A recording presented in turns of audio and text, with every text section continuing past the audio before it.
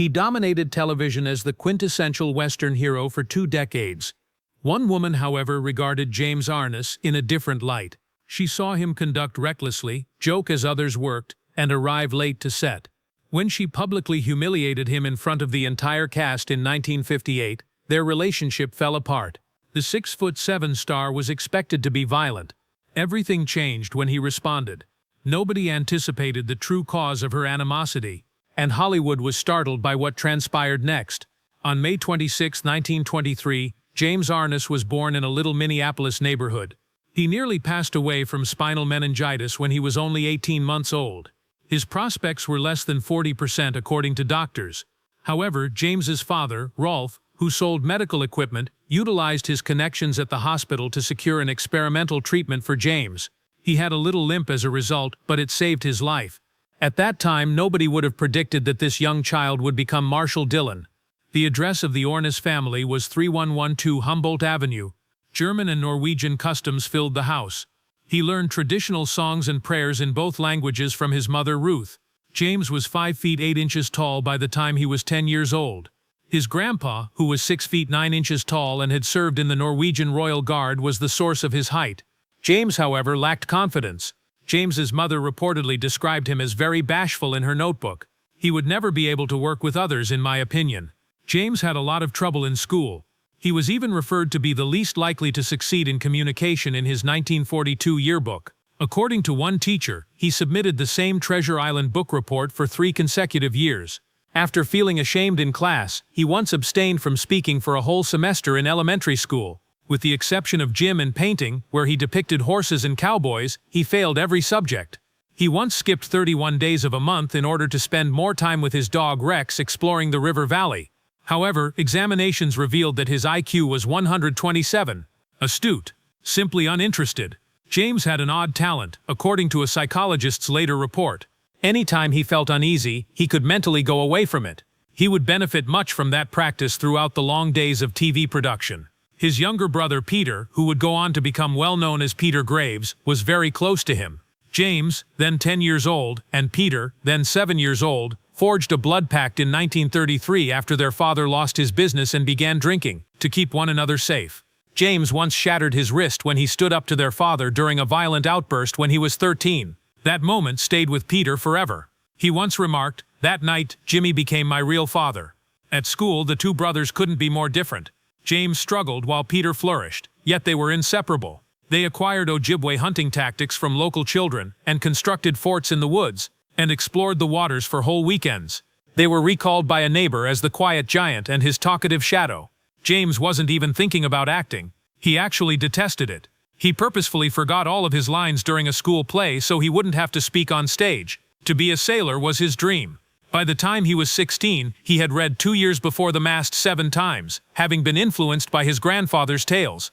Every morning at precisely 6:15, he checked a barometer and transformed his room into a sailor's quarters. He attempted to board a ship using fictitious documents while he was 16 years old, and hitched a ride more than 160 miles to Duluth. Before being apprehended, he worked as a deckhand for 3 days. "Every lake here feels like a prison," he wrote in his journal. "I require an ocean. Never be stuck in one place, playing one role," he wrote in his yearbook. For over 1 year, he would spend 20 years in a single role.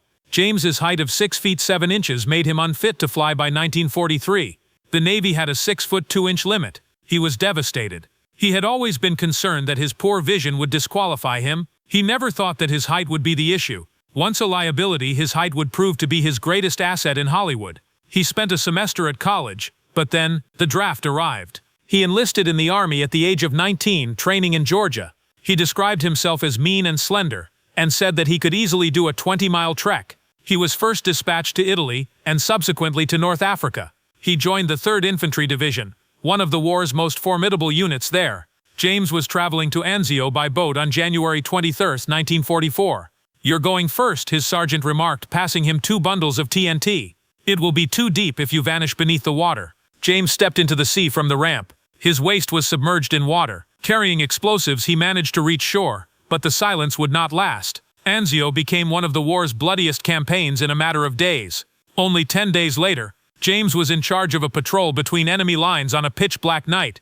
In complete stillness, he walked 40 feet ahead of his team. He heard German voices all of a sudden. A machine gun then started shooting. His right leg was ripped apart by bullets. As the bullets filled the air, he leaped behind a line of grapevines. Near him, a grenade detonated. He was flung almost unconscious into the mud. The guy beside him had been slain when his squad discovered him.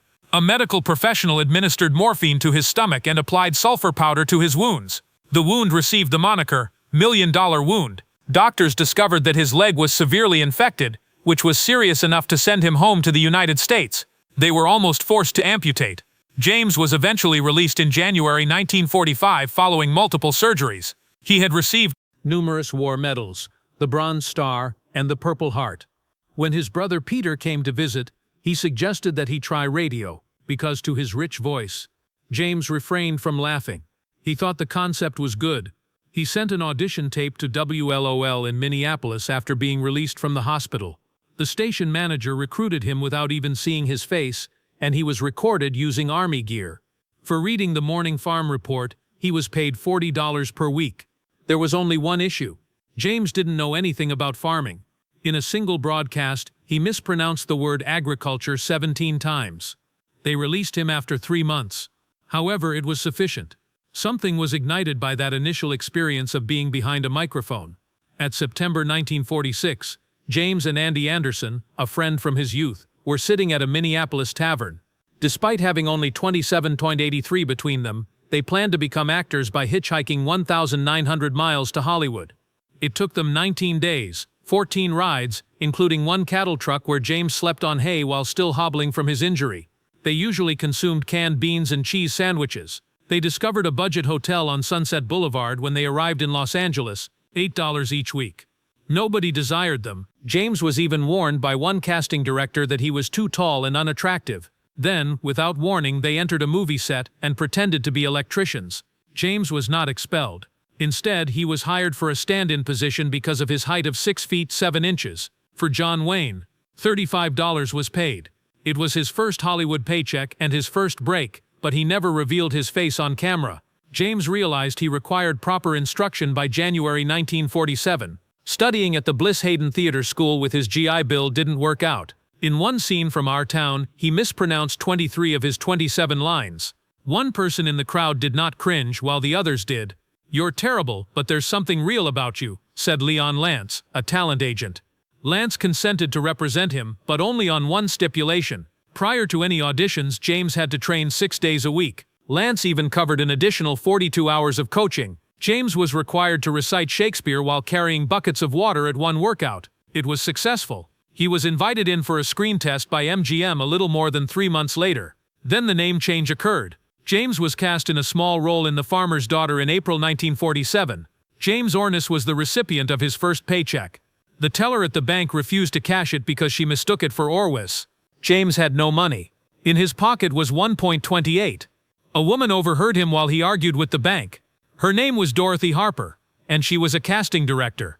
That night she told him to drop the U at the Hotel Roosevelt, using a pen from the front desk to scratch it out on his union paperwork. The hotel manager saw it happen. James Arness changed his name to James Arness in this way. In The Farmer's Daughter he only had 4 lines. He repeatedly messed them up. The movie's star Loretta Young saved him from being dismissed by the director. The film was released. James concluded that it was over. Then, however, a letter arrived at his $14 per week boarding place. It came from Emma Tilson, a 72-year-old Kansas woman. "You remind me of my late husband," she wrote. "He was a decent man. I think you are too." She advised him to get a proper supper and included $5. For 42 years that letter remained in his wallet. James then stated, "I was acting before that letter. I became one after it." In 1951, 4 years later, James dressed heavily, applied cosmetics, and remained silent. In The Thing from Another World, he was the extraterrestrial. He didn't despise the part, despite what some people said. He corrected the record in 2005. "I had a wonderful break. It helped me obtain additional work because that movie received a lot of attention. It didn't matter to him that no one could see his face. The fact that he was observed was important. His height of 6 feet 7 inches both benefited and hindered him. He was teased as a child because of his height. He was excluded from the Navy Air Program in the Army due to his height. However, officials employed him to measure the level of the water in the Anchio mud.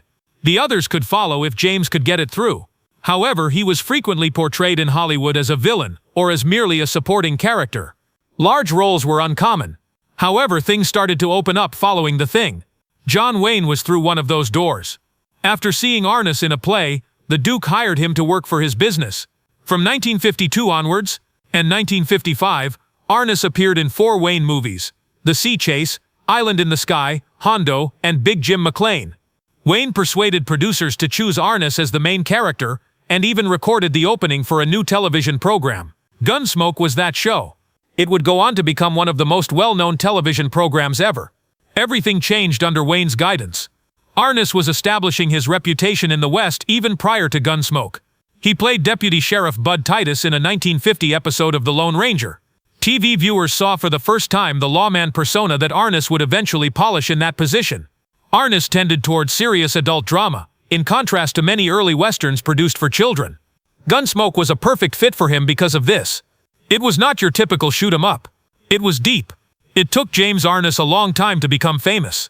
It required inexpensive motel rooms, rejection, and combat wounds, and greater failure than most people would experience. However, he made every setback into a learning opportunity. A voice in the hospital became a radio job. A ride on a livestock truck became a temporary position. An acting contract resulted from a botched scene. And what started as a $5 fan letter became a lifelong endeavor. James Arness was not a star in the 1950s. He was tall, very tall at 6'7", but still trying to find his place in Hollywood.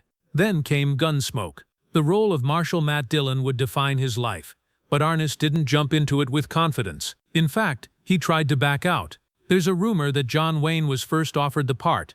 That's not true. Wayne was already a huge movie star. TV wasn't on his radar. But when Arness hesitated about doing a TV show, he turned to Wayne for advice. Arness hoped Wayne would help him get out of the deal, but Wayne did the opposite. He told Arness to stick with it, and then went a step further. Wayne recorded a personal video to introduce the Gunsmoke pilot on September 10, 19. He called the show honest and adult, and told viewers that Arness was going to be a star. That clip helped Gunsmoke get instant attention, and it gave Arness the push he needed to stay. But behind the scenes, Arness was still unsure. Right before filming started, he got cold feet. He had signed a contract, done the fittings, but now he was ready to walk away. CBS programming executive William Dozier got involved. He called Arness directly and said, "Don't know me, but you're about to do something very unprofessional." That line hit hard. Arness knew his reputation was at stake. He agreed to meet Dozier at his home. After a long talk, he made up his mind. He'd honor the contract. And with that choice, a television legend was born. When Gunsmoke aired, it didn't look like the other westerns on TV. It wasn't made for kids. It was gritty, slow, and full of gray areas. The violence wasn't cartoonish. The characters weren't perfect. The town of Dodge City in 1873 felt real. And Arness, towering and quiet, was a new kind of TV hero. Viewers noticed. The show climbed in ratings fast. By the end of its first season, Arness went from background actor to national name. Gunsmoke kept growing. It ran for 20 seasons and 635 episodes, longer than any dramatic series at the time. Arness would return as Matt Dillon again and again, even in the 90s. As the show rose, critics took notice too. Arness was nominated for an Emmy 3 years in a row, 1957, 1959. He didn't win, but it didn't matter. He'd gone from playing monsters in movies, like the alien in The Thing from Another World, to leading one of the most respected shows on television. Viewers ranked him among the most beloved actors on TV, and the way he played Dillon, with toughness, fairness, and quiet pain, set a template for TV lawmen that's still used today. But the set wasn't always calm. Milburn Stone, who played Doc Adams, couldn't stand Arness in the early years. From 1955 to 1958, thought Arness was lazy, careless, and completely wrong for the job. He hated that Arness would show up late or joke around while others were working. It drove Stone mad. He later said, "I felt he didn't belong in the business at all." Then came the breaking point. In 1958, Stone exploded. Arness was late again, and Stone let him have it in front of the entire cast and crew. "I've read my contract," he shouted, "and there's nothing in it that says I have to put diapers on you or wait for you. And if you ever show up late again, you'll have 2 things to explain. Not only where you were, but where I went." The room went silent. Everyone froze. It could have ended the show right there. But Arness didn't get angry. He didn't yell back. Instead, he looked Stone in the eyes and said, "Milburn, you're absolutely right. That one sentence changed everything." Was stunned. Arness had taken the blow and admitted his fault. From that day on, they got along. Stone later said Arness became one of his closest friends, calling him a great big wonderful cuddly bear. Few people knew what Arness was really going through. In World War II, at just 20 years old, he was wounded badly during the Battle of Anzio in 1944. He was shot in the leg by a machine gun.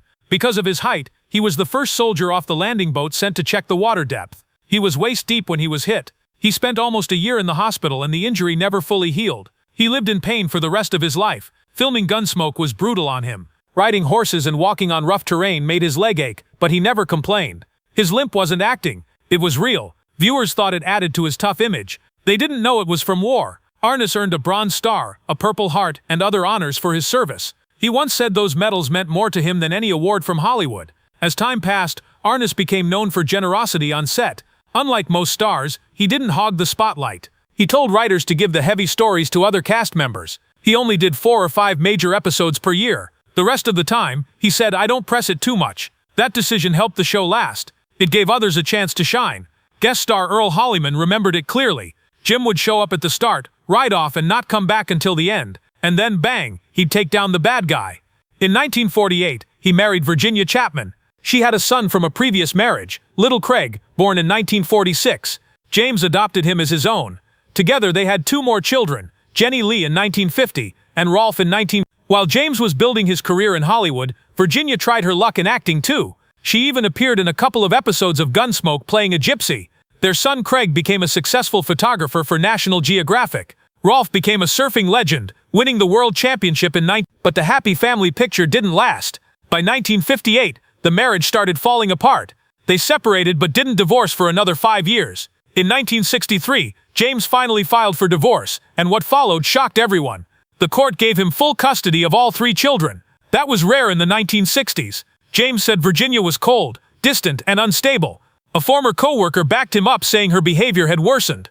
But the most disturbing claim came when James said Virginia let 12-year-old Jenny drink alcohol. Jenny ended up in the hospital. That incident likely sealed the judge's decision. 12 years later, in 1975, tragedy hit hard. Jenny Lee died from a drug overdose just days before turning 20. It was ruled a suicide. She had acted a little, appeared in Gunsmoke, and had dated musician Greg Allman. But behind the scenes, she was struggling. Friends said she had battled depression for a long time, losing her crush James. Then, in 1977, just 2 years later, Virginia Chapman was found dead. Another overdose, another tragedy. She was only 50. Her death mirrored her daughter's. Virginia had tried to take her own life twice before, back in 1960 during her fights with James. After the divorce, her acting career faded. She ran a small motel and wrote about how lonely and empty the Hollywood life had made her feel. After Virginia, James moved on.